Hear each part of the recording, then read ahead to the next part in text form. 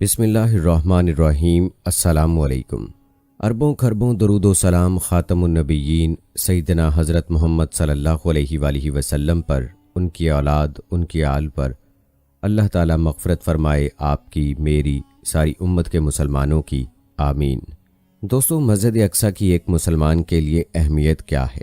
آج کا مسلمان اس سے غافل اور ناواقف ہے۔ حدیث پاک کا مفہوم ہے، اگر کسی مومن کو بیت المقدس کی سرزمین پر گھوڑے کی ایک رسی جتنی جگہ بھی مل جائے کہ جس کی بدولت وہ مسجد اقصیٰ کی زیارت سے مستفید ہوتا رہے، تو یہ دنیا و مافیہ سے بہتر ہے۔ اس روایت سے اندازہ کیا جا سکتا ہے کہ ایک سچے مومن کے دل میں بیت المقدس کی کتنی عظمت ہونی چاہیے اور مسلمانوں کو اس بارے میں کس قدر حساس ہونا چاہیے۔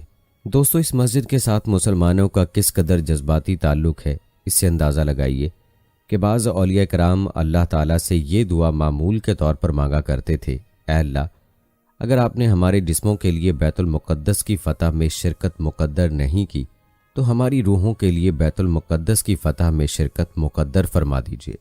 ہر مسلمان کو چاہیے کہ وہ اپنا محاسبہ اس حوالے سے کر لے کہ اس کے دل میں مسجد اقصیٰ اور بیت المقدس کے لیے کتنی محبت موجود ہے۔ آج کی ویڈیو میں ہم آپ کو مسجد اقصیٰ کے بارے میں 40 دلچسپ حقائق سے آگاہ کرنے جا رہے ہیں۔ یہ دلچسپ حقائق اور معلومات جاننا ہر مسلمان کے لیے انتہائی ضروری ہے، لہٰذا ویڈیو کو آپ نے اسکپ نہیں کرنا اور آخر تک لازمی دیکھنا ہے۔ دوستو، آج مسجد اقصیٰ کے بارے میں 40 اہم حقائق اور معلومات جو ہم آپ کو بتانے جا رہے ہیں، ان میں سے بہت سی باتیں ایسی ہیں کہ مسلمانوں کی اکثریت بھی ان سے واقف نہیں ہوتے۔ دوستو، یہ معلومات ایسی ہیں کہ جو بیت المقدس کی آزادی کی تحریک سے روشناس کرانے اور مسلمانوں میں موجود غفلت اور ناواقفیت ختم کر دے گی۔ اس لیے ویڈیو کو آپ نے اسکپ کرنے کی کوشش نہیں کرنی۔ آپ کو 40 حقائق بتائیں گے جن میں سے ہر ایک انتہائی اہم ہے۔ تو چلیے مسجد اقصیٰ کے حوالے سے یہ حقائق ملاحظہ فرمائیں۔ نمبر 1، دوستو یاد رکھیں، مسجد اقصیٰ ایک گنبد کا نام نہیں ہے بلکہ ایک مکمل احاطے کا نام ہے۔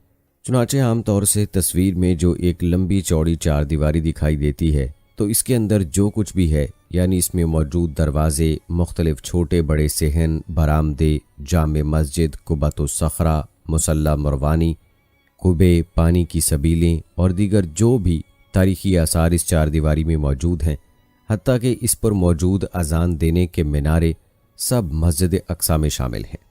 یہ پوری جگہ سوائے قبۃ الصخرہ اور جامع مسجد کے بغیر چھت کے ہے۔ چنانچہ علماء کرام اور مورخین کا اس پر اتفاق ہے اور اسی پر یہ مسئلہ مفترا ہوتا ہے کہ جو شخص اس پورے احاطے میں کہیں بھی نماز پڑھ لے تو وہ اس فضیلت کا مستحق بنتا ہے جو مسجد اقصیٰ میں نماز پڑھنے کے بارے میں بیان کی گئی ہے۔ نمبر 2، مسجد اقصیٰ کے کئی نام ہیں جو سب کے سب اس کی فضیلت اور بلندی شان کا اظہار ہیں۔ بعض علماء نے اس کے 20 نام جمع کیے ہیں، البتہ مشہور نام 3 ہیں: مسجد اقصیٰ، بیت المقدس اور ایلیا۔ نمبر 3، یہ مسجد بیت المقدس شہر کے ایک ٹیلے پر واقع ہے اور یہ مسجد اس اعتبار سے دنیا کی واحد ترین مسجد ہے کہ اس کے احاطے میں جس قدر تاریخی آثار موجود ہیں وہ کسی اور جگہ موجود نہیں ہیں۔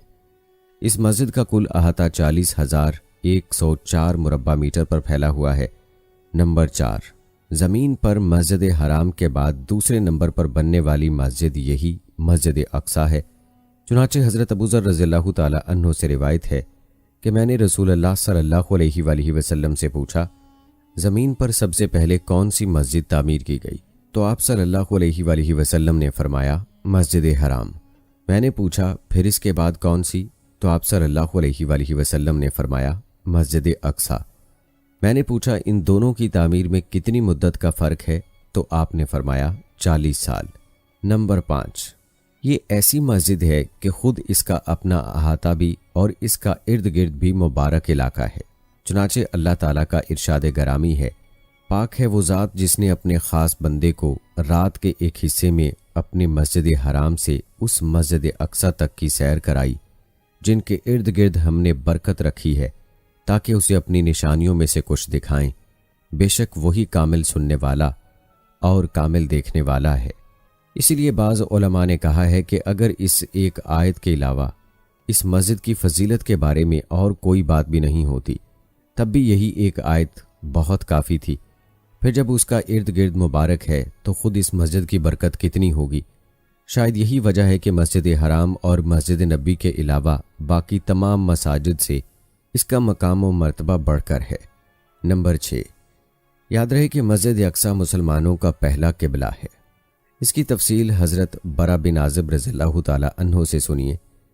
فرماتے ہیں ہم نے رسول اللہ صلی اللہ علیہ وآلہ وسلم کے ساتھ مل کر 16 یا 17 مہینوں تک بیت المقدس کی طرف رخ کر کے نمازیں پڑھیں۔ پھر ہمارا رخ قبلہ بیت المقدس کی طرف پھیر دیا گیا۔ یاد رہے کہ قبلے کی تبدیلی کے بعد بھی اس مسجد اقصی کی اہمیت ختم نہیں ہوئی، بلکہ مسلمانوں کے دلوں میں اور اسلامی شریعت میں پہلے کی طرح ہمیشہ کے لیے اس کی عظمت برقرار رہی اور برقرار چلی آ رہی ہے، الحمدللہ۔ نمبر 7، نبی کریم صلی اللہ علیہ وآلہ وسلم نے اس مسجد کی فضیلت اور عظیم شان کو بیان فرمایا ہے، اور یہ بھی واضح کیا ہے کہ ہر سچے مسلمان کا دل اس کے ساتھ جڑا رہتا ہے اور اسے براہ راست دیکھ لینا بھی اپنے لیے بڑی سعادت سمجھتا ہے۔ حضرت ابو ذر غفاری رضی اللہ تعالی عنہ سے روایت ہے کہ ہم نے رسول اللہ صلی اللہ علیہ وآلہ وسلم کی موجودگی میں اس بات کا مذاکرہ کیا کہ آیا مسجد اقصی افضل ہے یا مسجد نبوی؟ تو رسول اللہ صلی اللہ علیہ وآلہ وسلم نے فرمایا، میری اس مسجد میں ایک نماز مسجد اقصی میں 4 نمازوں سے زیادہ فضیلت رکھتی ہے، اور سچ تو یہ ہے کہ وہ بھی بہت ہی اچھی نماز کی جگہ ہے۔ اور یہ بھی حقیقت ہے کہ کسی بندے کو اگر وہاں زمین کا فقط گھوڑے کی رسی کی جگہ جتنا ٹکڑا مل جائے کہ جس کی بدولت وہ وہاں رہ کر بیت المقدس کی زیارت سے مشرف ہو سکے، تو یہ بات اس کے لیے پوری دنیا سے بہتر ہوگی۔ نمبر 8، دوستو، نبی کریم صلی اللہ علیہ وآلہ وسلم نے اس مسجد کے فتح ہونے سے پہلے ہی اس کے فتح ہونے کی بشارت عطا فرمائی، جو ایک طرف ہمارے نبی صلی اللہ علیہ وآلہ وسلم کا معجزہ ہے اور دوسری طرف اس مسجد کی عظمت کا نشان بھی۔ جیسا کہ حضرت عوف بن مالک رضی اللہ تعالی عنہ فرماتے ہیں، غزوہ تبوک کے موقع پر میں نبی کریم صلی اللہ علیہ وآلہ وسلم کی خدمت میں حاضر ہوا۔ اس وقت آپ چمڑے کے بنے ہوئے ایک خیمے میں موجود تھے۔ اس وقت آپ صلی اللہ علیہ وآلہ وسلم نے فرمایا، یہ بات شمار کر کے رکھ لو کہ قیامت سے پہلے یہ 6 باتیں ضرور ہوں گی۔ پہلی بات میری وفات، دوسری پھر بیت المقدس کی فتح، تیسری پھر 2 ایسی عام موتیں جو تم میں بکریوں کی وبا کی طرح پھیل جائیں گی، چوتھی پھر مال میں اس قدر اضافہ کہ اگر کسی کو 100 دینار بھی دیے جائیں گے تو وہ اس پر بھی کمی محسوس کر کے ناراضی ظاہر کرے گا۔ نمبر 5، پھر ایک ایسا فتنہ آئے گا عرب کے کسی بھی گھر میں داخل ہوئے بغیر نہیں رہے گا۔ اور چھٹی، پھر تمہارے اور بنو اسفر یعنی رومیوں کے درمیان ایک صلح کا زمانہ آئے گا، مگر وہ تم سے بدعہدی کریں گے اور تم سے لڑنے کے لیے اسی جھنڈے تلے جمع ہو کر آئیں گے۔ ہر جھنڈے کے نیچے 12,000 سپاہی ہوں گے۔ اور دوستو، مسجد اقصی کے حقائق نمبر 9 کی اگر بات کی جائے تو مسجد اقصی کی ایک خصوصیت یہ ہے کہ یہ طائفہ منصورہ کی قیام گاہ اور اہل ایمان کا مضبوط گڑھ ہے، یعنی اس جگہ ہمیشہ ایک جماعت ایسی رہے گی جو اللہ تعالیٰ کی طرف سے مدد یافتہ اور پختہ ایمان والوں کی ہوگی۔ جیسا کہ رسول کریم صلی اللہ علیہ وآلہ وسلم کا ارشاد گرامی ہے، میری امت کی ایک جماعت ہمیشہ حق کی حمایت کے لیے قتال کرتی رہے گی، جو اپنے مخالفین پر غالب رہے، یہاں تک کہ ان کا آخری طبقہ مسیح دجال سے قتال کرے گا۔ دوستو، اگرچہ یہ جماعت دنیا میں بکھری ہوئی بھی وقتاً فوقتاً موجود رہے گی، مگر بیت المقدس میں یہ جماعت بہرحال رہے گی، کیونکہ دوسری حقیقت یہ ہے کہ دجال نامی فتنے کو قتل کرنے کے لیے جب حضرت عیسیٰ علیہ السلام تشریف لائیں گے تو وہ فلسطین کے باب لد کے مقام پر ہی اسے قتل کریں گے، تو یقیناً اس وقت خود حضرت عیسیٰ علیہ السلام اور ان کے ساتھ موجود مجاہدین جس سرزمین پر موجود ہوں گے وہ یہی بیت المقدس اور فلسطین کا علاقہ ہے۔ نمبر 10، دوستو، مسجد اقصی بیت المقدس اور بلاد شام یہ ارض محشر یعنی جمع ہونے کی جگہ بھی ہے، اور ارض منشر یعنی دوبارہ زندہ کر کے اٹھائے جانے کی جگہ بھی۔ جیسا کہ نبی کریم صلی اللہ علیہ وآلہ وسلم کی باندی حضرت میمونہ بنت سعد رضی اللہ تعالی عنہ فرماتی ہیں کہ میں نے پوچھا، اے اللہ کے نبی، آپ ہمیں بیت المقدس کے بارے میں کچھ بتائیے، تو آپ صلی اللہ علیہ وآلہ وسلم نے فرمایا، وہ جمع ہونے اور دوبارہ اٹھنے کی جگہ ہے۔ نمبر 11، مسجد اقصی کا یہ بھی امتیاز ہے کہ اس سرزمین کے اہل ایمان دجال سے حفاظت کے لیے اس میں پناہ لیں گے اور دجال اس میں داخل نہیں ہو سکے گا۔ جیسا کہ نبی کریم صلی اللہ علیہ وآلہ وسلم کا ارشاد ہے، دجال کی علامت یہ ہے کہ وہ 40 دن زمین پر رہے گا، ہر پانی کے گھاٹ تک اس کی حکومت پھیل جائے گی، البتہ 4 جگہوں تک وہ نہیں آ سکے گا: کعبہ، مسجد نبوی، مسجد اقصیٰ اور طور۔ حقائق نمبر 12۔ دوستو، اسی مسجد اقصیٰ کی جانب نبی کریم صلی اللہ علیہ وآلہ وسلم کو معراج کی شب سیر کرائی گئی، اور اس میں عجیب حکمت یہ ہے کہ اس سیر کی ابتدا مسجد حرام سے ہوئی، جو زمین پر بننے والی پہلی مسجد ہے، اور اس زمینی سیر کی آخری منزل مسجد اقصیٰ بنائی گئی، جو زمین پر بننے والی دوسری مسجد ہے۔ اس طرح نبی کریم صلی اللہ علیہ وآلہ وسلم کے لیے 2 قبلے اور ان کی فضیلت جمع کر دی گئی، اور اس کے ساتھ آپ صلی اللہ علیہ وآلہ وسلم کے خاتم النبیین ہونے کا بلیغ اشارہ بھی دے دیا گیا۔ جیسا کہ نبی کریم صلی اللہ علیہ وآلہ وسلم فرماتے ہیں، میرے پاس براق کو لایا گیا، یہ ایک سفید رنگ کا قدرے لمبا جانور تھا، جو گدھے سے کچھ بڑا اور خچر سے کچھ چھوٹا تھا۔ اس کا قدم وہاں تک پڑتا تھا جہاں تک آدمی کی نظر پڑتی ہے۔ میں اس پر سوار ہو کر بیت المقدس پہنچا، پھر اسے اس حلقے کے ساتھ باندھ دیا جہاں دیگر انبیاء کرام اپنی سواریوں کو باندھتے ہیں۔ پھر میں مسجد میں داخل ہوا اور وہاں 2 رکعت نماز پڑھی، اور پھر باہر آیا تو جبرائیل علیہ السلام میرے پاس 2 برتن لائے، ایک میں شراب تھی اور دوسرے میں دودھ۔ میں نے دودھ والا برتن لے لیا تو جبرائیل علیہ السلام نے فرمایا، آپ نے فطری چیز کو پسند فرمایا ہے، اور پھر ہمیں وہاں سے آسمان کی طرف لے جایا گیا۔ نمبر 13۔ دوستو، یہ مسجد اقصیٰ وہ واحد مبارک جگہ ہے جہاں انسانی تاریخ کا سب سے عظیم الشان اجتماع ہوا۔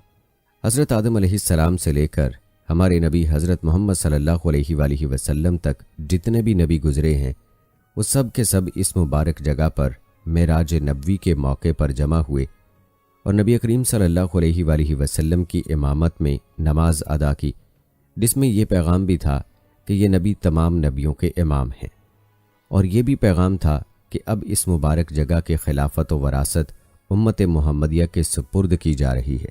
اب دین وہی قبول ہوگا جو سیدنا محمد صلی اللہ علیہ وآلہ وسلم لے کر آئے ہیں، اور جو ان کی امت میں داخل ہوگا وہی کامیاب ہوگا۔ نمبر 14۔ اس مسجد کی طرف کجاوے کس کر سفر کیا جاتا ہے، اور اہل علم کا اس بات پر اتفاق ہے کہ اگر کوئی باقاعدہ محنت و مشقت اٹھا کر اور کجاوے کس کر اس مسجد کی طرف سفر کرے تو یہ مستحب اور بڑی فضیلت والا عمل ہے۔ جیسا کہ حضرت ابو ہریرہ رضی اللہ تعالی عنہ سے روایت ہے کہ رسول اللہ صلی اللہ علیہ وآلہ وسلم نے فرمایا، 3 مساجد یعنی مسجد حرام، مسجد نبوی اور مسجد اقصیٰ کے سوا کسی اور کی طرف کجاوے نہ کسے جائیں۔ اسی لیے متعدد صحابہ کرام نے دور دراز سے سفر کیے تاکہ مسجد اقصیٰ کی زیارت کر سکیں اور وہاں نماز پڑھ سکیں، بلکہ بہت سے سلف صالحین تو اپنے اپنے زمانے میں تعلیم و تربیت کے حلقوں کے ذریعے اس مسجد کو آباد کرتے رہے ہیں۔ نمبر 15۔ اس مسجد میں نماز پڑھنے کا اجر و ثواب کئی گنا بڑھا دیا جاتا ہے، جیسا کہ حضرت ابو ذر رضی اللہ تعالی عنہ فرماتے ہیں کہ ہم رسول اللہ صلی اللہ علیہ وآلہ وسلم کے پاس بیٹھ کر اس بات کا مذاکرہ کر رہے تھے کہ کون سی مسجد افضل ہے، آیا رسول اللہ صلی اللہ علیہ وآلہ وسلم کی مسجد یا بیت المقدس؟ تو رسول اللہ صلی اللہ علیہ وآلہ وسلم نے فرمایا، میری مسجد میں نماز پڑھنا بیت المقدس کی 4 نمازوں سے افضل ہے، البتہ وہ بھی نماز پڑھنے کے لیے بہت ہی اچھی جگہ ہے، اور عنقریب ایسا بھی ہوگا کہ کسی شخص کو یہ بات دنیا و مافیا سے بہتر معلوم ہوگی کہ اسے بیت المقدس میں صرف گھوڑے باندھنے جتنی جگہ مل جائے تاکہ وہ وہاں رہ کر بیت المقدس کو دیکھ سکے۔ حقائق نمبر 16۔ حضرت عمر رضی اللہ تعالی عنہ نبی کریم صلی اللہ علیہ وآلہ وسلم سے روایت کرتے ہیں کہ جس وقت حضرت سلیمان بن داؤد علیہ السلام بیت المقدس کی تعمیر سے فارغ ہو چکے تو انہوں نے اللہ تعالیٰ سے 3 دعائیں کی۔ ایک یہ کہ انہیں فیصلہ کرنے کی ایسی صلاحیت دی جائے کہ وہ جو بھی فیصلہ کریں وہ اللہ تعالیٰ کے فیصلے کے مطابق ہو۔ دوسری یہ کہ انہیں ایسی بادشاہت ملے کہ ان کے بعد ویسی بادشاہت کسی کو بھی نہ ملے۔ اور تیسری دعا یہ کہ جو شخص بھی اس مسجد کی طرف کسی بھی اور مقصد کی بجائے صرف اس میں نماز پڑھنے کے لیے آئے تو وہ اپنے گناہوں سے ایسے پاک صاف کر دیا جائے جیسے کہ وہ اس دن تھا جب اسے ماں نے جانا تھا۔ یہ فرما کر نبی کریم صلی اللہ علیہ وآلہ وسلم نے فرمایا، پہلی 2 باتیں تو ان کی پوری کر دی گئی ہیں اور مجھے امید ہے کہ تیسری بات بھی قبول کر لی گئی ہوگی۔ نمبر 17، مسجد اقصی، القدس اور فلسطین کو اللہ تعالیٰ نے پہلے دن سے ہی مقدس بنایا ہے۔ چنانچہ حضرت موسیٰ علیہ السلام نے اپنی قوم کو خطاب کرتے ہوئے کہا تھا، اے میری قوم، تم مقدس سرزمین میں داخل ہو جاؤ۔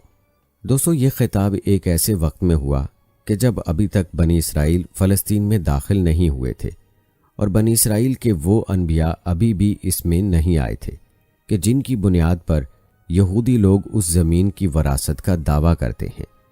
اللہ تعالیٰ نے حضرت ابراہیم علیہ السلام اور حضرت لوط علیہ السلام کے تذکرے میں بتایا ہے، اور ہم نے اسے یعنی حضرت ابراہیم علیہ السلام اور لوط علیہ السلام کو نجات دے کر اس زمین میں پہنچا دیا جس میں ہم نے جہان والوں کے لیے برکت رکھی ہے۔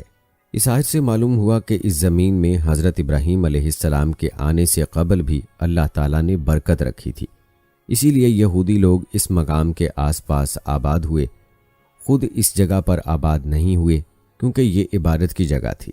حقائق نمبر 18، پوری تاریخ میں مسجد اقصی ہمیشہ ایک اسلامی مسجد کے طور پر موجود رہی ہے اور مسلمانوں کے ملک میں رہی ہے، حتیٰ کہ یہود کے آنے سے پہلے بھی اور بعد میں بھی۔ دوستو، فلسطین انبیاء کرام مثلاً حضرت ابراہیم، حضرت یعقوب، حضرت موسیٰ، حضرت عیسیٰ، حضرت زکریا، حضرت یحییٰ اور دیگر انبیاء علیہ الصلوۃ والسلام کی زمین ہے، اور یہ سب کے سب مسلمان تھے اور ہم ان میں کوئی تفریق نہیں کرتے۔ سورہ بقرہ میں اللہ تعالیٰ کا ارشاد ہے، اور ملت ابراہیمی سے تو وہی شخص آراز کرتا ہے جو بے وقوف ہے، اور بلا شبہ ہم نے تو انہیں دنیا میں چن لیا تھا، اور وہ آخرت میں بھی نیک لوگوں میں سے ہوں گے۔ جب ان کے رب نے ان سے کہا کہ تم فرما بردار بن جاؤ، تو انہوں نے کہا، میں رب العالمین کا فرما بردار بنتا ہوں، اور اسی کی وصیت کی تھی۔ ابراہیم نے اپنے بیٹوں کو اور یعقوب نے بھی کہا، اے میرے بیٹو، بے شک اللہ تعالیٰ نے تمہارے لیے دین چنا ہے، پس تم مسلمان ہونے کی حالت میں ہی مرنا۔ نمبر 19، اس مسجد میں بہت سے صحابہ کرام داخل ہوئے، انہوں نے اس کی طرف باقاعدہ سفر کیے، اس جگہ کو آباد کیا، یہاں عبادات اور واعظ و ارشاد کے ساتھ اس جگہ کو آباد کیا۔ ان کبار صحابہ میں حضرت ابو عبیدہ بن جراح رضی اللہ تعالی عنہ جو ملک شام کی فتوحات میں اسلامی افواج کے قائد تھے، حضرت بلال بن رباح رضی اللہ تعالی عنہ جو بیت المقدس کی فتح کے وقت حضرت عمر بن خطاب رضی اللہ تعالی عنہ کے ساتھ حاضر ہوئے اور مسجد اقصی میں اذان دی، اور حضرت معاذ بن جبل رضی اللہ تعالی عنہ جنہیں حضرت ابو عبیدہ بن جراح رضی اللہ تعالی عنہ نے اپنی وفات کے وقت یہاں کا نائب بنایا، اور حضرت خالد بن ولید رضی اللہ تعالی عنہ جو بیت المقدس کی فتح کے وقت حاضر ہوئے، اور حضرت عبادہ بن صامت رضی اللہ تعالی عنہ، انہوں نے تو باقاعدہ اس جگہ رہائش اختیار کر لی، اور مسلمانوں میں سے یہ پہلے شخص ہیں جو بیت المقدس کے قاضی بنائے گئے اور وہیں دفن ہوئے۔ اسی طرح حضرت تمیم داری رضی اللہ تعالی عنہ اور حضرت عبداللہ بن سلام رضی اللہ تعالی عنہ بھی ہیں، اور ان کے علاوہ بھی ایسے بے شمار صحابہ کرام رضی اللہ تعالی عنہم ہیں۔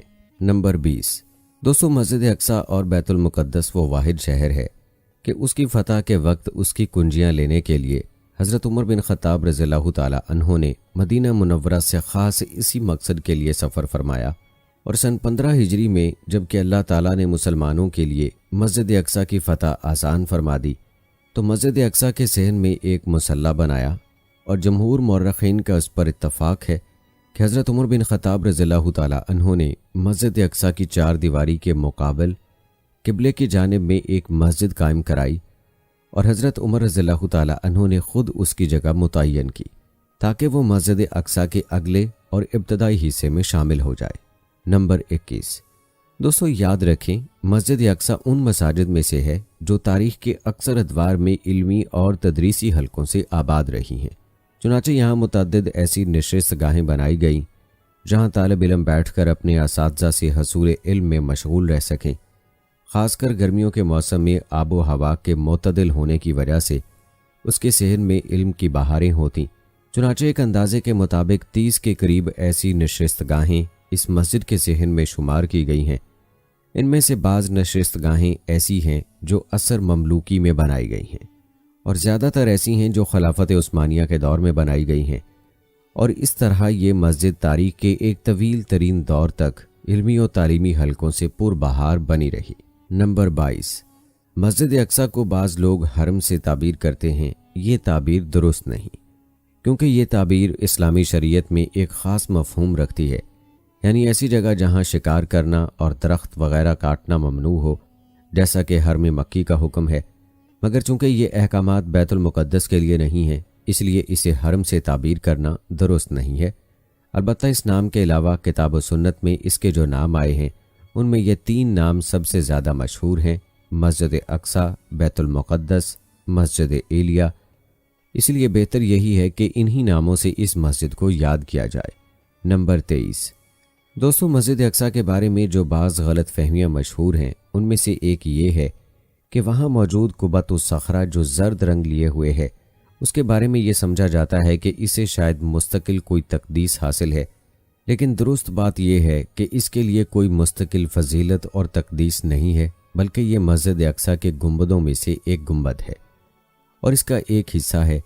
इसलिए इस हिस्सा होने के नाते जो अमूमी फ़ज़ाइल हैं वो उसे भी शक हासिल है। नंबर 24, दोस्तों, मस्जिद अक्सा का एक अहम हिस्सा वो है जिसे आजकल दीवार गिरिया का नाम दिया जाता है। याद रहे कि यह मस्जिद अक्सा की जनूब मगरबी जानिब की दीवार है और ये भी इस्लामी ममलूकात में से है। इसराइली जारहियत व गासबियत से पहले कभी भी इसके बारे में यहूदियों का कोई दावा सामने नहीं आया था, और फिर जब इस ज़माने के यहूदियों ने ऐसा दावा खड़ा किया तो उम्मत मुसलमा ने उनके इस झूठे दावे को रद्द किया गया। हत्ता कि 1930 में अक़वाम मुत्तहिदा ने भी ये फैसला दिया कि यह दीवार सिर्फ़ और सिर्फ मुसलमानों की ही मलकियत है और ये मस्जिद अक्सा का ही एक हिस्सा है जिसे इससे जुदा नहीं किया जा सकता, और ये इस्लामी औकाफ की मलकियत ही में है। नंबर 25, दोस्तों, मस्जिद अक्सा इस्लामी तारीख़ के अक्सर अदवार में इस्लामी हुकूमत के मातहत ही रही है। हत्ता कि इस शहर में मौजूद कनीसे और दीगर यहूदी व ईसाई एक इस्लामी रियासत के मातहत के ज़मी बन कर रहे और इस्लामी हुकूमत ही इनके जानो माल के मुहाफ़िज़ व ज़ामिन रही है। और इस शहर में जिस कदर अमन व अमान और अदल व इंसाफ इस्लामी अदवार की हुकूमत में रहा है वो पूरी तारीख़ में अपनी मिसाल आप है, और ये सब ऐसे हक़ाइक़ हैं जिस पर उलमाए तारीख़ का सबका इत्तफ़ाक़ है। नंबर 26, मस्जिद अक्सा पर इस्लामी तारीख़ में पहली बार सन 492 हिजरी माह शबान की 23 तारीख़ जुमा के दिन सलीबियों ने कब्ज़ा किया। कमो बेश 70,000 मुसलमानों को कत्ल किया, और उनमें मुसलमानों में से अक्सर ऐसे थे जो अपने वतन को छोड़कर इल्म व इबादत वगैरह के लिए इस मुक़द्दस मकाम पर आबाद हुए थे। फिर तकरीबन 91 साल तक सलीबी इस मुक़द्दस मकाम पर काबिज़ रहे, और इस कब्ज़े के दौरान उन्होंने इस मुक़द्दस मकाम की बारहा बेहुरमती की और मस्जिद अक्सा के तारीख़ी आसार व नकूश को मिटाने और तब्दील करने में लगे रहे।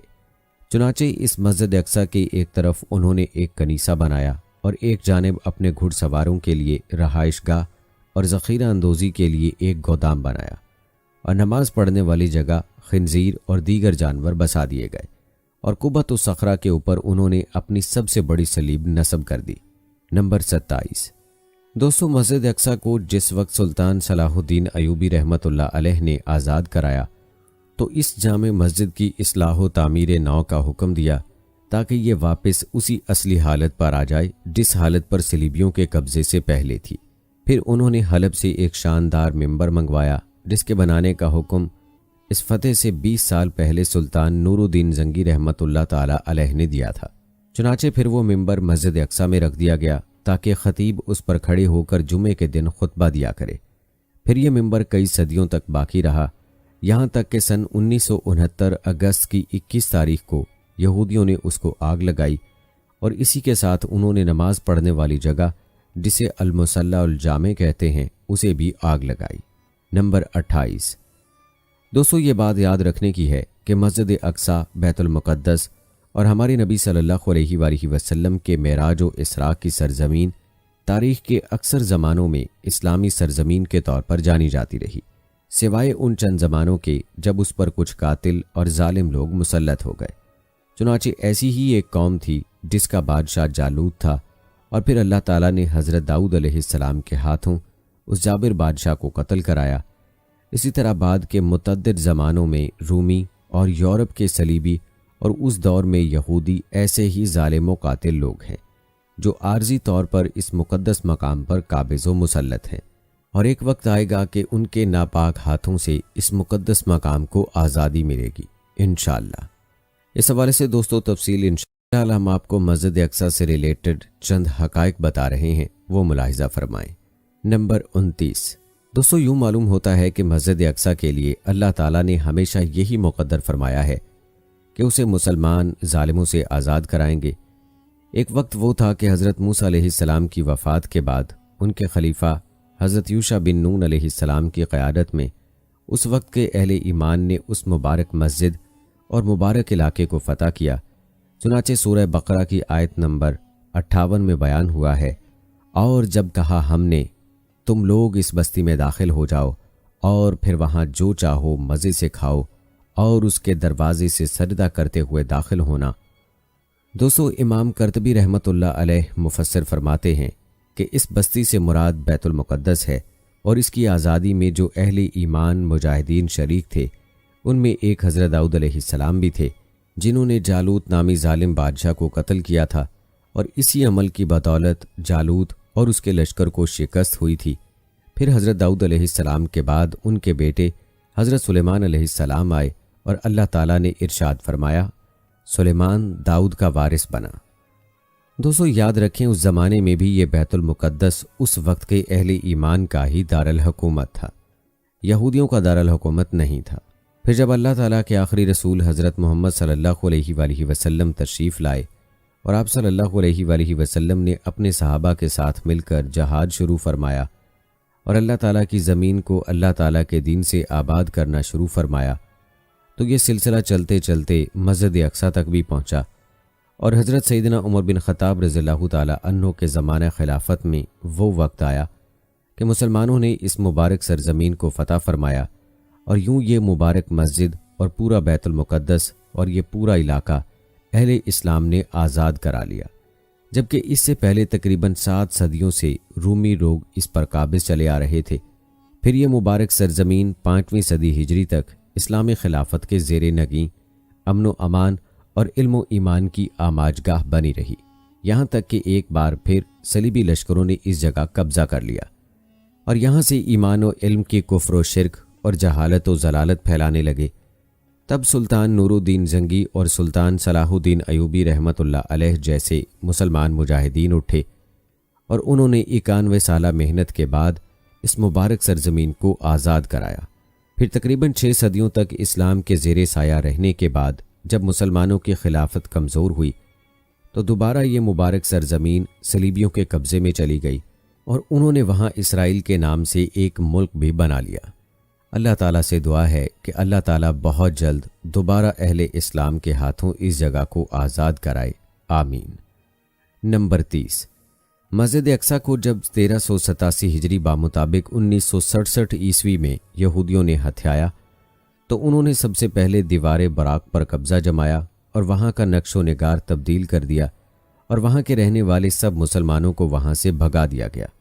دیوار براق اور اس کے آس پاس مسلمانوں کی جو یادگار چیزیں انہوں نے ختم کیں، اس میں 4 جامعات، ایک مدرسہ افضلیہ تھا، اور بھی متعدد اسلامی اوقاف تھے، اور اس سب کا مقصد یہ تھا کہ یہاں موجود تمام اسلامی اوقاف اور یادگاروں کا نام و نشان مٹا دیا جائے، اور پھر اس پر اپنے حق کا جھوٹا دعویٰ کھڑا کیا جائے۔ نمبر 31، مسجد اقصیٰ کے بارے میں ایک اہم اور اس کی جگہ اپنا مزعومہ ہیکل بنانے کے لیے کئی منصوبے بنا رکھے ہیں۔ یہ وہ بات ہے کہ جس پر اس وقت کے تقریباً سبھی یہودی اور ان کی سبھی سیاسی جماعتیں اور ان کے سبھی سرپرست متفق ہیں۔ نمبر 32، دوستو مسجد اقصیٰ کو گرانے کے لیے یہودی قابضین وقتاً فوقتاً مختلف چھوٹے بڑے حربے اختیار کرتے رہتے ہیں، حتیٰ کہ اسی کی پیش بندی کے لیے اب تک وہ فلسطین اور خاص کر بیت المقدس اور مسجد اقصیٰ کے آس پاس میں کئی سڑکوں اور گراؤنڈز وغیرہ کے اسلامی شناخت والے نام بھی تبدیل کر چکے ہیں۔ चुनाचे जिस जगह मस्जिद अक्सा कायम है, इस जगह का नाम उन्होंने जबले हैकल यानी हैकल का पहाड़ रख दिया है, जबकि इससे पहले ये पहाड़ जानी पहचानी जाती रही है। ये सब इसलिए है ताकि इस मुबारक मस्जिद से हर किस्म की इस्लामी शनाख्त ख़त्म की जाए, लेकिन उनकी ये मज़मूम काविशें बिलाखिर नाकाम होंगी इंशाअल्लाह। नंबर 33। मस्जिद अक्सा के बारे में यहूदियों का गुमान ये है कि ये मस्जिद उनकी मज़ऊमा इबादत गाह हैकल की जगह पर बनाई गई है। इसी बुनियाद पर अपने हक की वापसी के लिए दुनिया में ढंढोरा पीटते और अपनी मदद के लिए पुकारते हैं। इस मकसद के लिए वो ना तो तारीखी हक़ाइक़ को झुटलाने से गुरेज करते हैं और ना ही तौरात जैसी मुक़द्दस किताब में तारीफ़ करने से कतराते हैं। और जो कौम अपने मज़मूम मकासद के लिए आसमानी किताब को बदलने और उसमें तारीफ़ करने से ना कतराती हो, इससे भला दीगर हक़ाइक़ में सच की क्या तवक्को रखना। नंबर 34। दोस्तों, याद रहे कि मस्जिद अक्सा यहूदियों का इबादत खाना नहीं है, बल्कि ये शुरू से ही उम्मत मुसलमा की मस्जिद रही है। हज़रत सैयदना सुलेमान अलैहिस्सलाम ने इस मस्जिद की जो तामीर कराई थी वो यहूद के मज़ऊमा हैकल की तामीर नहीं थी, बल्कि यह ख़ुद हज़रत सुलेमान अलैहिस्सलाम से भी पहले से मौजूद मस्जिद की तजदीद और तामीर नौ थी, क्योंकि ये मस्जिद ज़मीन पर बनने वाली दूसरी मस्जिद है।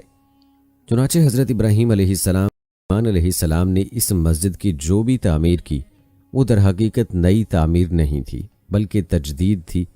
जिस तरह के उम्मत मुसलमा मुहम्मदिया ने हज़रत सैयदना उमर रज़ियल्लाहु ताला अन्हो के ज़माने में इसको फ़तह करने के बाद उसकी तजदीद और तामीर नौ की। नंबर 35। दोस्तों, याद रखें, मस्जिद अक्सा इंशाअल्लाह ज़रूर बिल ज़रूर उम्मत मुसलमा के पास दोबारा लौट कर आएगी और इस पर काबिज़ यहूदियों से कताल भी होगा और मुसलमान मुजाहिदीन यहूदियों के सरदार दज्जाल और ख़ुद यहूदियों का काम तमाम करेंगे। और फिर ये वो वक्त होगा कि पूरी इंसानियत यहूदियों के शर फसाद से नजात पाएगी। जैसा कि सही मुस्लिम में सैयदना अबू हुरैरा रज़ियल्लाहु ताला अन्हु से रिवायत है कि रसूलुल्लाह सल्लल्लाहु अलैहि वसल्लम ने फरमाया, क़यामत तब तक कायम नहीं होगी जब तक कि मुसलमान यहूदियों से कताल ना कर लें। चुनाचे मुसलमान यहूदियों से कताल करेंगे, यहाँ तक कि यहूदी दरख्त और पत्थर के पीछे जा छुपेंगे, मगर उन्हें वहाँ भी पनाह नहीं मिलेगी, बल्कि दरख्त या पत्थर बोल उठेंगे कि ए मुस्लिम, ए अल्लाह के बंदे, ये यहूदी मेरे पीछे छुपा है, आओ और इसे मार डालो। सिवाय गरकत दरख्त के कि वो नहीं बोलेगा, क्योंकि वो यहूदियों का दरख्त है। नंबर 36। दोस्तों, मस्जिद अक्सा की शान और इज़्ज़त की तकमील और उरूज किसी और तरह मुमकिन ही नहीं, बल्कि उसे ये सब कुछ इसी दीन इस्लाम और इस्लाम के मानने वालों के ज़रिए ही मिलेगा, जो अल्लाह ताला की तौहीद का सही इकरार करते हैं, अल्लाह ताला के फ़राइज़ को बजा लाते हैं और अल्लाह ताला की नाफरमानियों से बचते हैं। रसूलुल्लाह सल्लल्लाहु अलैहि वसल्लम ने इस मुबारक सरज़मीन को इस्लाम के साथ जोड़ा है और इसकी असल और पहचान है, और इसी के साथ अल्लाह ताला की मदद और नुसरत का वादा जुड़ा हुआ है। सूरह नूर में अल्लाह ताला का इरशाद है, अल्लाह ने उन लोगों से वादा किया है जो तुम में से ईमान लाए और नेक अमल किए कि उन्हें ज़रूर मुल्क की हुकूमत अता करेगा जैसा कि उनसे पहले को अता की थी, और उनके लिए जिस दीन देगा, और अलबत्ता उनके खौफ को अमन से बदल देगा, बशर्त ये कि मेरी इबादत करते रहें और मेरे साथ किसी को शरीक ना करें, और जो उसके बाद नाशुक्री करे वही फासिक होंगे। नंबर 37। मस्जिद अक्सा और मसला फ़लस्तीन फ़कत अहले फ़लस्तीन का मसला नहीं है, बल्कि ये एक इस्लामी मसला और इस्लामी कज़िया है, और जब से इसकी चाबियां हज़रत सैयदना उमर रज़ियल्लाहु ताला अन्हु के स्पुर्द की गईं, तब से दुनिया के तमाम मुसलमानों थे जिन्होंने सलीबी यलगार के वक्त अपने जानो माल की कुर्बानी देकर इसकी हिफाजत भी की और इसको आज़ाद भी कराया। चुनाचे एक इस्लामी औकाफ का हिस्सा है और मुसलमानों के स्पुर्द की गई अमानत है। नंबर 38। नाज़रीन, याद रखें, मस्जिद अक्सा मुसलमानों की ही है, चाहे इस पर अग़यार का कब्ज़ा थोड़े वक्त के लिए रहे या ज़्यादा वक्त के लिए। अंजाम कार ये हक मुत्तकीन व मुस्लिमीन का ही है, और अगरचे आज इस पर यहूदी काबिज़ हैं, मगर अल्लाह ताला के हुक्म से बहरहाल ये अहले इस्लाम और अहले ईमान के पास ही लौट कर आएगी।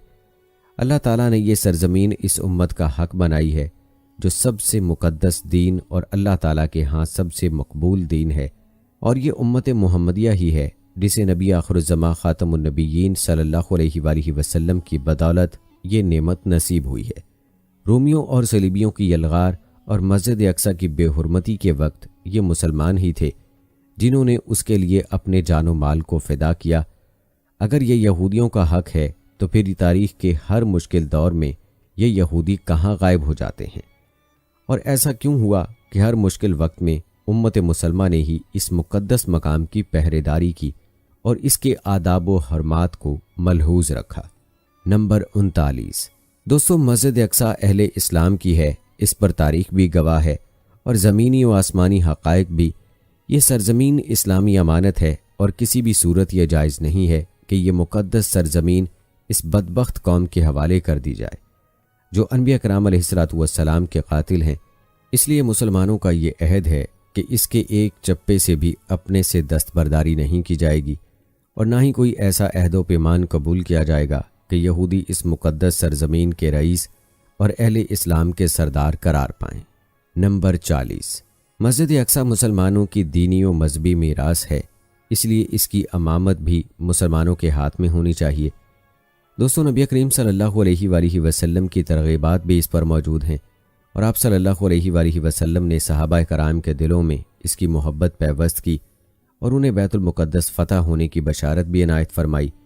یہ سب کچھ اسی حقیقت کا اظہار ہے کہ یہ مسجد اور یہ مبارک سرزمین مسلمانوں کی دینی و مذہبی میراث ہے، اس لیے مسجد اقصی اور بیت المقدس کی محبت کے چراغ ہمیشہ اہل اسلام کے دلوں میں روشن رہیں گے۔ یہی ہمارا عقیدہ ہے اور دشمن کبھی مسلمانوں کے دلوں سے اس کی محبت ختم نہیں کر سکتے اور انشاءاللہ قیامت تک یہ محبت باقی رہے گی، کیونکہ یہ سرزمین مسلمانوں کا ایک اہم ٹھکانہ اور طائفہ منصورہ کا مرکز ہے اور دنیا ماضی میں بھی اس کے مناظر دیکھ چکی ہے اور مستقبل میں بھی یہ حقیقت پوری ہو کر رہے گی اور دنیا اس کا مشاہدہ کر کے رہے گی انشاءاللہ۔ دوستو، یہ تھے 40 حقائق مسجد اقصی کے بارے میں جن میں مسجد اقصی سے جڑی اہم معلومات آپ نے ملاحظہ کی۔ یہ معلومات ایسی ہیں کہ جس سے ہر مسلمان کو واقف ہونا چاہیے، اس لیے ویڈیو کو آپ نے زیادہ سے زیادہ شیئر کرنا ہے۔ دوستو، یاد رکھیں مسجد اقصی کے ساتھ مسلمانوں کا جو قلبی تعلق اور محبت ہے وہ کوئی ڈھکی چھپی بات نہیں۔ فلسطینی مسلمان جو بیت المقدس کے تحفظ کے لیے عظیم قربانیاں پیش کر رہے ہیں، وہ گویا پوری امت کا فرض کفایہ ادا کر رہے ہیں۔ اسی لیے امت مسلمہ میں مجموعی طور پر ان کے بارے میں جو ہمدردی پائی جاتی ہے وہ ایمانی اخوت کا مظاہرہ ہے۔ دوستو، اس مبارک مسجد کے ساتھ مسلمانوں کی وابستگی کا تقاضا یہ ہے کہ اس مسجد کے حوالے سے مکمل معلومات ہمارے ذہنوں میں محفوظ ہوں، اور اس مسجد کے حوالے سے ہم نے 40 حقائق آپ کے گوش گزار کیے ہیں۔ آپ کو مسجد اقصی کی عمارت کے حوالے سے بھی مزید تفصیلات بتائیں گے۔ دوستو، احادیث طیبہ سے معلوم ہوتا ہے کہ روئے زمین پر بننے والی مساجد میں سے دوسری یہی مسجد اقصی ہے اور اولیت کا شرف مسجد حرام کو حاصل ہے۔ ان دونوں مسجدوں کی تعمیر کے درمیان 40 سال کا فاصلہ ہے۔ البتہ یہ سوال کہ اس مسجد کا سب سے پہلا بانی کون ہے، اس بارے میں کوئی بھی صریح اور صحیح دلیل موجود نہیں ہے۔ البتہ جو چیز بلا اختلاف ثابت ہے وہ یہ ہے کہ یہ مسجد انبیاء کرام کے ہاتھوں مختلف زمانوں میں تعمیر ہوتی رہی ہے اور ان کی عبادت گاہ کے لیے استعمال ہوتی رہی ہے۔ بات کی جائے اس مسجد کے حدود اربع کی تو عام طور سے مسجد اقصی کے تعارف کے سلسلے میں جو قبا والی تصویر دکھائی جاتی ہے تو اکثر لوگ یہ سمجھتے ہیں کہ شاید بس یہی جگہ مسجد اقصی ہے، حالانکہ جس چار دیواری میں یہ قبۃ الصخرہ واقع ہے، اس چار دیواری کے مکمل احاطے کا نام مسجد اقصی ہے، جس میں وہاں موجود دروازے، صحن، جامع قبلہ، قبۃ الصخرہ، مصلی مروانی، متعدد قبے اور پانی کے حوض وغیرہ شامل ہیں۔ اسی طرح مسجد کی فضیل پر اذان کہنے کی جگہیں بھی اسی میں شامل ہیں۔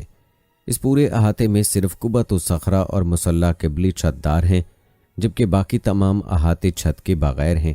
اس پورے احاطے کی وسعت 144,000 مربع میٹر ہے۔ دوستو، آپ کو بتاتے چلیں کہ مصلی قبلی کو ہی عام طور پر مسجد اقصی کہا جاتا ہے۔ یہ عمارت اس چار دیواری کے بالکل مین گیٹ کے پاس بنی ہوئی ہے۔ اسی عمارت میں 5 نمازیں اور جمعے کی جماعت کرائی جاتی ہے۔ اس مسجد کی تعمیر خلیفہ عبد الملک بن مروان نے شروع کرائی تھی اور اس کی تکمیل خلیفہ ولید بن عبد الملک کے دور میں 70 ہجری میں ہوئی۔ اس کا اندرونی احاطہ 80 میٹر اور چوڑائی 55 میٹر ہے۔ اس کے کل 11 دروازے ہیں۔ دوستو، جہاں تک بات ہے قبۃ الصخرہ کی तो मस्जिद अक्सा की तस्वीर में अमूमी तौर पर यही कुबा दिखाया जाता है। जैसा कि पहले बताया है कि ये भी मस्जिद अक्सा ही के अहाते में दाखिल है। इसे खलीफा अब्दुल मलक बिन मरवान ने नए सिरे से तामीर कराया था और अपनी साख्त के लिहाज से मुस्लिम माहिरीन फ़न का अजीम शाहकार तस्लीम किया जाता है। सखरा अरबी में चट्टान को कहते हैं जो बुलंद सी जगह होती है। चुनाचे इसी बुलंद सी जगह पर मस्जिद अक्सा को नुमायां करने के लिए यहाँ ये कुबा बनाया गया था। याद रहे कि मस्जिद अक्सा एक लंबी चार दीवारी यानी फसील के दरमियान वाक़े है। पुराने दस्तूर के मुताबिक इस फसील में मुतअद्दिद दरवाजे रखे गए हैं। ये दरवाजे शुमाली और जनूबी अतराफ में बनाए गए हैं और इन दरवाज़ों की कुल तादाद 14 है। इनमें 4 दरवाजे फिल वक्त बिल्कुल बंद हैं और जो दरवाजे मस्जिद के बिल्कुल करीब वाक़े हैं उस पर भी इसराइली फ़ौजियों ने कब्ज़ा कर रखा है। जो दरवाजे खुले हुए हैं उनके नाम ये हैं बाबुल असबात, बाबुल हैता, बाबुल अतम, बाबुल ग़वामा, बाबुल मुताहरा, बाबुल क़तानीन, बाबुल सिलसिला, बाबुल मुग़ारबा, बाबुल हदीद, बाबुल नाज़र माज़न यानी अज़ान की जगह। दोस्तों, पुराने वक्तों का दस्तूर ये था कि अज़ान कहने की जगह या तो मीनार में रखी जाती थी या फिर मस्जिद की फसील पर कोई बुलंद जगह मुंतखब कर ली जाती थी ताकि अज़ान की आवाज़ दूर दूर तक जा सके। चुनाचे इसी तर्ज पर मस्जिद अक्सा के इर्द गिर्द भी जो फसील है उस पर 4 जगह अज़ान के लिए बनाई गई हैं। इनके नाम हैं महज़तुन फ़खरिया, ये जगह मस्जिद अक्सा के जनूब मगरब में वाक़ है। महज़तुन बाब ग़वाना, शुमाल मगरब कोने में ये जगह बनाई गई है और अज़ान की तमाम जगहों में से यही जगह सबसे ज़्यादा बुलंद और मजबूत अमारत वाली है। महज़तुन बाब सिलसिला मस्जिद अक्सा की मगरबी जानिब में वाक़ है और उसे मनारा अल हुक्म भी कहा जाता है। महज़तुन बाबुल असबात, अज़ान की ये जगह मस्जिद अक्सा के शुमाली जानिब में वाक़ है और ख़ूबसूरती में ये जगह सबसे फ़ाइक है। दोस्तों, अब बात करते हैं मुसल्ला मरवानी की। मुसल्ला अरबी ज़ुबान में नमाज की जगह को कहते हैं। ये जगह मस्जिद अक्सा के जनूब मशरिक जानिब में वाक़ है और इसके भी मुतअद्दिद दरवाज़े हैं। 2 दरवाजे जनूबी सिमत में और 5 दरवाजे शुमाली जानिब में बनाए गए हैं। अब्दुल मलक बिन मरवान के ज़माने में ये जगह एक मदरसे के तौर पर मुख्तस की गई थी और इसी मुनासबत से इसका नाम मुसल्ला मरवानी मशहूर हो गया। इसराइली जाहरियत के बाद से ये जगह काफ़ी अरसे तक नमाजियों के लिए बंद रही, लेकिन 1996 में मुसलमानों की जिद्दोजहद के नतीजे में इसे नमाजियों के लिए खोल दिया गया था। दोस्तों, आपको बताते चलें कि मस्जिद अक्सा में वज़ू के लिए हौज़ बनाया गया है। हौज़ के इर्द गिर्द पत्थर की कुर्सियाँ बनाई गई हैं ताकि उन पर बैठकर वज़ू किया जा सके। ये हौज़ सुल्तान अबू बकर बिन अयूब ने 1193 ईस्वी में बनवाया था। बात की जाए दीवार बुराक की तो यह दीवार मस्जिद की जनूब मगरबी दीवार का हिस्सा है जिसकी लंबाई 50 मीटर और बुलंदी 20 मीटर है। ये दीवार भी मस्जिद अक्सा का हिस्सा है। यहूदी इसे दीवार गिरिया के नाम से पुकारते हैं और उनका गुमान ये है कि ये दीवार गिरिया उनके मज़ऊमा हैकल का बचा हुआ हिस्सा है। इसकी तफसील हम आपको पहले बता चुके हैं।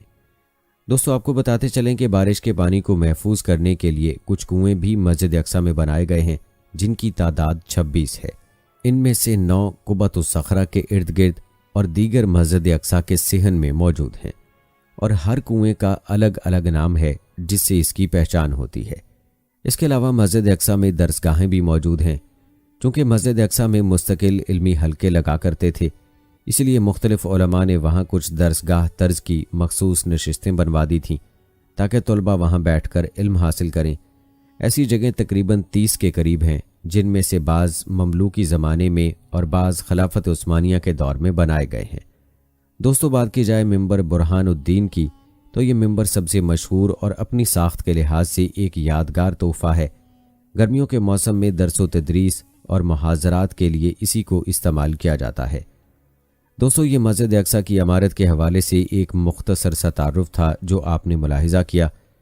याद रखें, ये सब कुछ मुसलमानों का विरसा और उनकी शनाख्त है जिसे इसराइल के यहूदी छीनना चाहते हैं और अभी तक वो अपनी साजिशों और आलमी कुफरिया क़ुव्वतों की पुश्त पनाही की वजह से यहाँ खूब गंद भी फैला रहे हैं। ज़रूरत इस अमर की है कि उम्मत मुसलमा में इस हवाले से मौसर बेदारी पैदा की जाए ताकि ये मुक़द्दस मकामात बदखसलत यहूदियों के वजूद से पाक हों और यहाँ एक अल्लाह की इबादत करने वालों का मुकम्मल तसर्रुफ़ हो। दोस्तों, बैतुल मुक़द्दस और फ़लस्तीन के जो मौजूदा हालात हैं वो आपके सामने हैं। کہ اس وقت غزہ اور اسرائیل میں جنگ کے حالات ہیں۔ یہ جنگ دراصل مسجد اقصی ہی کی جنگ ہے۔ یہ اس سرزمین کی جنگ ہے جو مسلمانوں کے لیے ایک مقدس سرزمین ہے۔ یہودی اس سرزمین پر زبردستی قابض ہیں اور اس پر مکمل طور پر قابض ہونا چاہتے ہیں تاکہ وہ مسجد اقصی کو شہید کر سکیں اور اس کی جگہ ہیکل سلیمانی تعمیر کر سکیں۔ دوستو، اس میں کوئی شک نہیں کہ فلسطینی مسلمان تقریباً 1 صدی سے تکلیف اور آزمائش کی چکی میں پس رہے ہیں، اور یہ دنیا کی وہ واحد قوم ہے جو خود اپنے ہی علاقے اور اپنے ہی وطن میں مہاجروں کی سی زندگی گزارنے پر مجبور ہے۔ لیکن یہ بھی سچ ہے کہ دنیا بھر کے مسلمانوں کے دل اہل فلسطین کے ساتھ دھڑکتے ہیں اور وہ کسی بھی صورت اسرائیل کا غاصبانہ قبضہ تسلیم کرنے کے لیے تیار نہیں ہے۔ فلسطین کا غم امت مسلمہ کا مشترکہ غم ہے اور اہل فلسطین کا درد بھی سانجھا ہے، اور یہ بات روز روشن کی طرح آیا ہے کہ بیت المقدس کا مسئلہ فقط اہل فلسطین کا مسئلہ نہیں بلکہ پوری ملت اسلامیہ کا مسئلہ ہے۔ لہٰذا ضرورت ہے کہ ہم اپنی نسلوں کو بیت المقدس کی تاریخ سے واقف کروائیں تاکہ ہماری نسلیں بیت المقدس کی حفاظت اور آزادی کے لیے ہمیشہ تیار رہیں۔ دوستو، یاد رہے کہ القدس فلسطین کا شہر اور دارالحکومت ہے۔ یہ یہودیوں، مسیحیوں اور مسلمانوں تینوں کے نزدیک مقدس ہے۔ یہاں مسلمانوں کا قبلہ اول مسجد اقصی اور گنبد صخرہ واقع ہیں۔ آپ کو بتاتے چلیں کہ مکہ مکرمہ سے بیت المقدس کا فاصلہ تقریباً 1300 کلومیٹر ہے۔ بیت اللحم اور الخلیل اس کے جنوب میں اور رام اللہ شمال میں واقع ہے۔ القدس کو یورپی زبانوں میں یروشلم کہتے ہیں۔ القدس پہاڑیوں پر آباد ہے اور انہی میں سے ایک پہاڑی کا نام کوہ سیون ہے جس پر مسجد اقصی اور گنبد صخرہ واقع ہے۔ آئیے آپ کو بیت المقدس مسجد اقصی کی مختصر تاریخ بتاتے ہیں۔ ہر مسلمان کے لیے ضروری ہے کہ وہ اس کی تاریخ سے واقف ہو۔ دوستو، تاریخی روایات بتاتی ہیں کہ مسجد اقصی کی بنیاد مکہ مکرمہ کی بنیاد ڈالنے کے 40 سال بعد حضرت سیدنا آدم علیہ السلام یا ان کی اولاد میں سے کسی نے ڈالی۔ پھر اس کی تعمیر حضرت سیدنا سام بن نوح علیہ السلام نے کی۔ عرصہ دراز کے بعد حضرت داؤد علیہ السلام نے بیت المقدس کی بنیاد اس مقام پر رکھی جہاں حضرت سیدنا موسیٰ علیہ السلام کا خیمہ نصب کیا گیا تھا۔ اس عمارت کے پورا ہونے سے قبل حضرت سیدنا داؤد علیہ السلام کی وفات کا وقت آ گیا تو آپ نے اپنے فرزند حضرت سیدنا سلیمان علیہ السلام کو اس کی تکمیل کی وصیت فرمائی۔ چنانچہ حضرت سلیمان علیہ السلام نے جنوں کی ایک جماعت کے ساتھ مسجد اقصی کو تعمیر کیا۔ یاد رہے کہ بیت المقدس مسلمانوں کا قبلہ اول ہجرت کے بعد 16 سے 17 ماہ تک نبی کریم صلی اللہ علیہ وآلہ وسلم بیت المقدس کی جانب رخ کر کے ہی نماز ادا کرتے تھے۔ پھر تحویل قبلہ کا حکم آنے کے بعد مسلمانوں کا قبلہ خانہ کعبہ ہو گیا۔ مسلمانوں کے نزدیک مسجد حرام اور مسجد نبوی کے بعد تیسرا مقدس ترین مقام مسجد اقصی ہے۔ مقامی مسلمان اسے المسجد الاقصی یا حرم قدسی شریف کہتے ہیں۔ یہ مشرقی یروشلم میں واقع ہے جس پر اسرائیل کا قبضہ ہے۔ یہ یروشلم کی سب سے بڑی مسجد ہے جس میں 5000 نمازیوں کی گنجائش ہے، جبکہ مسجد کے صحن میں بھی ہزاروں افراد نماز ادا کر سکتے ہیں۔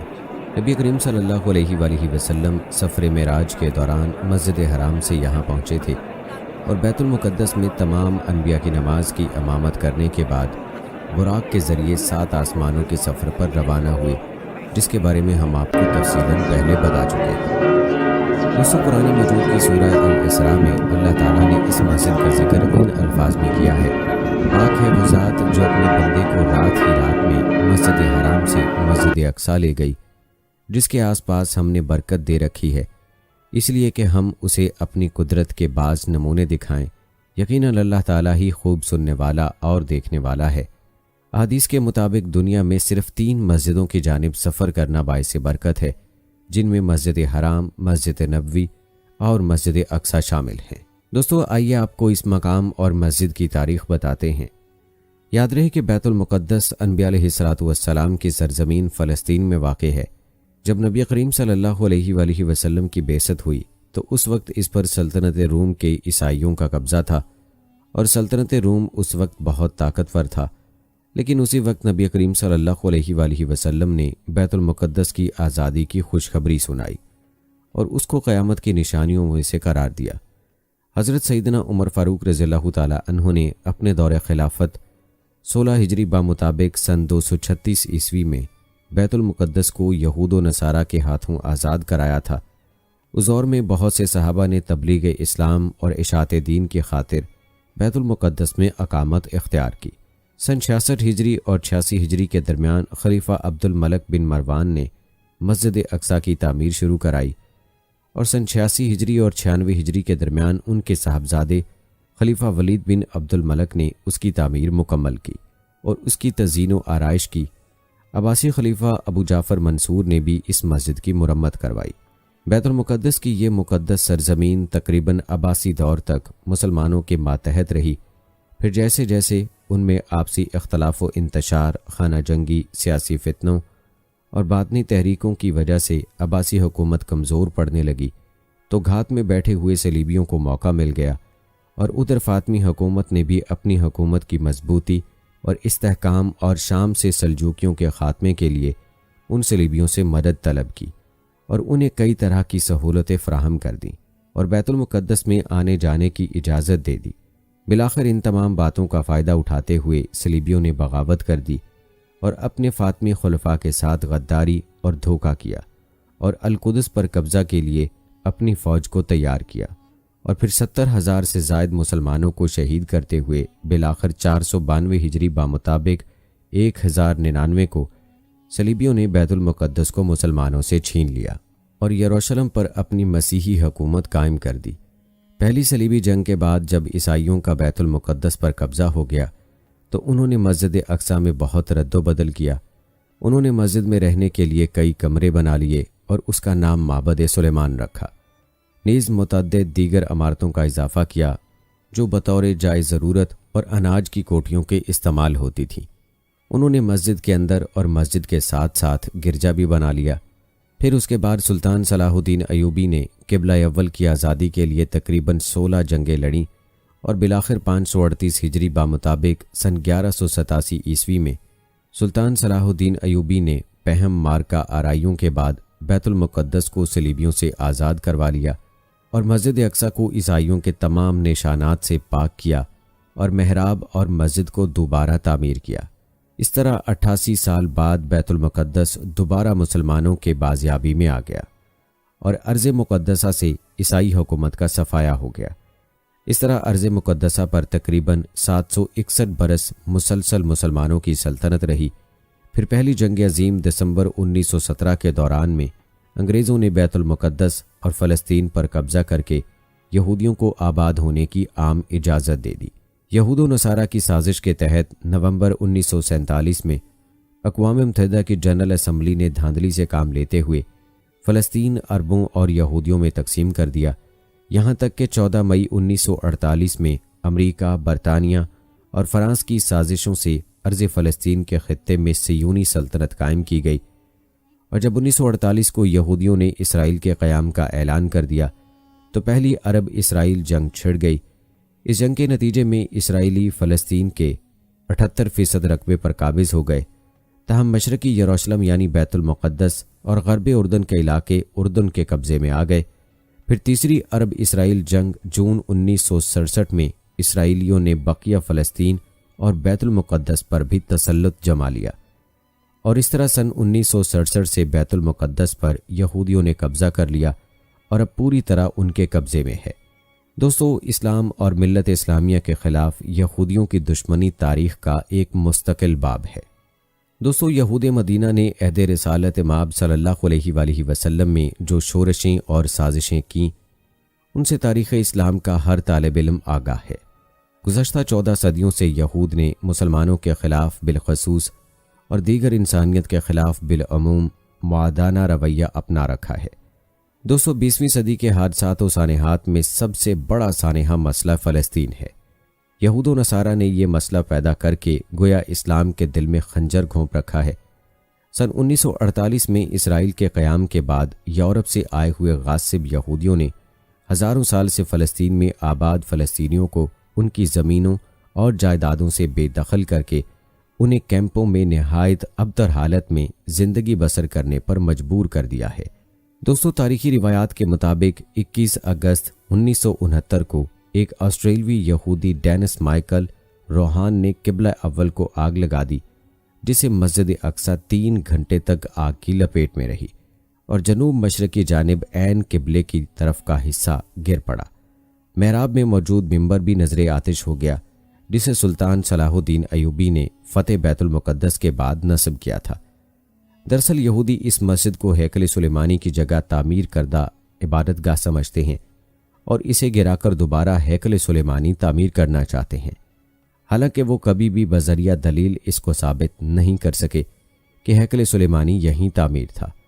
گزشتہ نصف صدی سے زائد عرصے کے دوران اسرائیلی یہودیوں کی جارحانہ کارروائیوں اور جنگوں میں ہزاروں لاکھوں فلسطینی مسلمان شہید، زخمی یا بے گھر ہو چکے ہیں اور لاکھوں افراد مقبوضہ فلسطین کے اندر یا آس پاس کے ملکوں میں کیمپوں کے اندر قابل رحم حالت میں زندگی بسر کر رہے ہیں، بلکہ غزہ تو مکمل ایک زندان بن چکی ہے اور اقوام متحدہ اور ان کے کرتا دھرتا امریکہ اور یورپ کے ممالک یہودیوں کے سرپرست اور پشتیبان بنے ہوئے ہیں۔ دوستو، افسوس کا مقام ہے کہ بعض نام نہاد مسلم ممالک اپنی ذاتی حقیر مفادات اور اپنی چند روزہ شان و شوکت اور عارضی کرسی کی بقا کی خاطر یا تو ان دشمنان اسلام کی حمایت کر رہی ہے یا خاموش تماشائی بنی ہوئی ہے، لیکن یہ یہود اور ان کے حواری یاد رکھیں کہ شام جو زمانہ قدیم میں لبنان، فلسطین، اردن اور شام کی سرزمین پر مشتمل تھا، جہاں آج یہ یہود قابض ہیں، احادیث کے مطابق قرب قیامت میں وہاں اسلام کا غلبہ ہوگا اور ایمان اور اہل ایمان فتنوں کے اس دور میں زیادہ شام کے علاقوں میں ہی ہوں گے۔ فتنوں کے زمانے میں اہل اسلام کے مختلف علاقوں میں مختلف جماعتیں اور لشکر ہوں گے۔ اس دور میں آپ صلی اللہ علیہ وآلہ وسلم نے شام اور اہل شام کے لشکر کو اختیار کرنے کی ترغیب دلائی، کیونکہ اس دور میں ان کی حفاظت کی ذمہ داری اللہ تعالیٰ نے لی ہوگی۔ یہ حضرت مہدی اور حضرت عیسیٰ علیہ السلام کا لشکر ہوگا اور آخری وقت زمانہ قرب قیامت میں خلافت اسلامیہ کا مرکز و محور ارض مقدسہ ہوگی۔ قیامت سے قبل مدینہ منورہ ویران ہو جائے گا اور بیت المقدس آباد ہوگا، تو یہ زمانہ بڑی لڑائیوں اور فتنوں کا ہوگا۔ اس کے بعد دجال کا خروج ہوگا۔ دجال شام اور عراق کے درمیان میں سے نکلے گا۔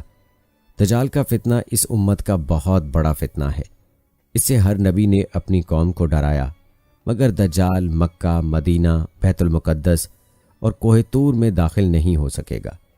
سیدنا عیسیٰ علیہ السلام کا نزول بھی انہی علاقوں دمشق کی مشرق میں سفید مینار کے پاس سے ہوگا اور وہ دجال کو باب لد کے پاس قتل کریں گے۔ دوستو، یاد رہے کہ باب لد فلسطین کے علاقے میں بیت المقدس کے قریب ہے، جس پر اسرائیل غاصب نے قبضہ کر رکھا ہے، اور اسی طرح فتنہ یاجوج ماجوج کی ہلاکت اور انتہا بھی بیت المقدس کے قریب جبل الخمر کے پاس ہوگی۔